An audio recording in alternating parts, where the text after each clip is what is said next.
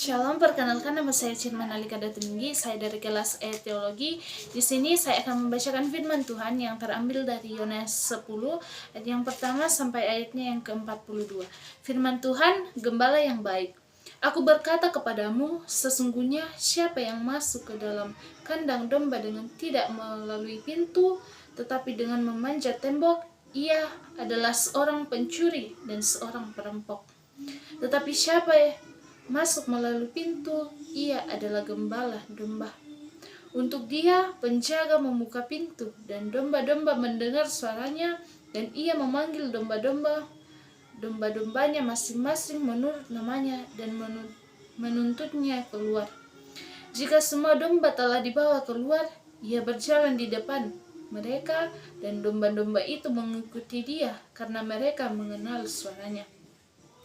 Tetapi seorang asing pasti tidak mereka ikuti, malah mereka lari daripadanya, karena suara orang-orang asing tidak mereka kenal. Itulah yang dikatakan Yesus dalam perumpamaan kepada mereka.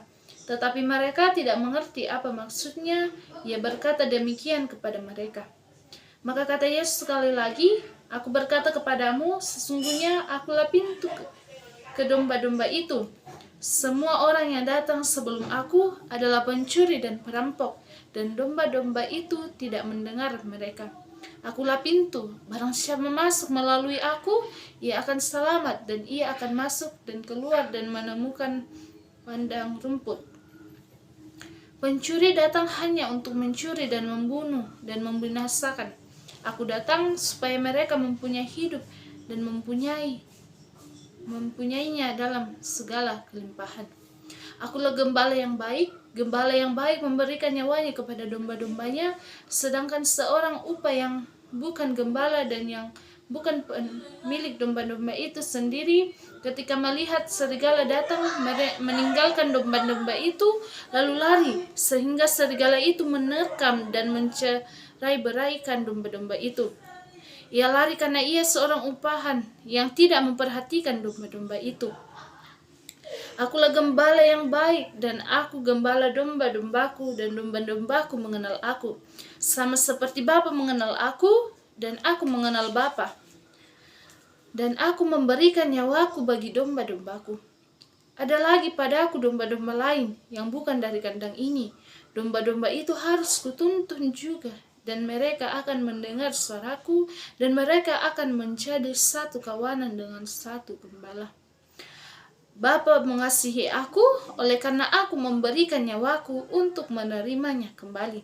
Tidak ada seorang pun mengambilnya daripadaku, melainkan aku memberikannya menurut kehendakku sendiri. Aku berkuasa memberikannya dan berkuasa mengambil kembali. Inilah tugasku yang kuterima dari Bapakku. Maka timbullah pula pertentangan di antara orang-orang Yahudi karena perkataan itu. Banyak di antara mereka berkata, ia kerasukan setan dan gila. Mengapa kamu mendengar dia? Yang lain berkata, itu bukan perkataan orang yang kerasukan setan. Dapatkah setan memelekkan mata orang buta? Yesus ditolak oleh orang Yahudi. Tidak lama kemudian tibalah hari raya pentabisan Bait Allah di Yerusalem. Ketika itu musim dingin, dan Yesus berjalan-jalan di Bait Allah di serambi Salomo. Maka orang Yahudi menggelingin dia dan berkata kepadanya, berapa lama lagi engkau membiarkan kami hidup dalam kebinasaan? Jikalau engkau Mesias, katakanlah terus terang kepada kami. Yesus menjawab mereka, aku telah mengatakannya kepadamu, tetapi kamu tidak percaya. Pekerjaan-pekerjaan yang kulakukan dalam namaku dalam nama Bapakku, itulah yang memberikan kesaksian tentang aku. Tetapi kamu tidak percaya, karena kamu tidak termaksud domba-dombaku. Domba-dombaku mendengar suaraku, dan aku mengenal mereka, dan mereka mengikut aku. Dan aku memberikan hidup yang kekal kepada mereka, dan mereka tidak akan binasa sampai selama-lamanya. Dan seorang pun tidak akan merebut mereka dari tanganku. Bapakku yang memberikan mereka kepadaku lebih besar daripada siapapun, dan seorang pun tidak dapat merebut mereka dari tangan Bapa. Aku dan Bapa adalah satu. Sekali lagi, orang-orang Yahudi mengambil batu untuk melempari Yesus. Kata Yesus kepada mereka, banyak pekerjaan baik yang berasal dari Bapakku yang kuperlihatkan kepadamu. Pekerjaan manakah di antaranya yang menyebabkan kamu mau melempari aku? Jawab orang-orang Yahudi itu, bukan karena suatu pekerjaan baik maka kami mau melemparkan engkau, melainkan karena engkau menghujat Allah dan karena engkau sekalipun hanya seorang manusia saja menyamakan dirimu dengan Allah. Kata Yesus kepada mereka, tidakkah ada tertulis dalam kitab Taurat, aku telah berfirman, kamu adalah Allah?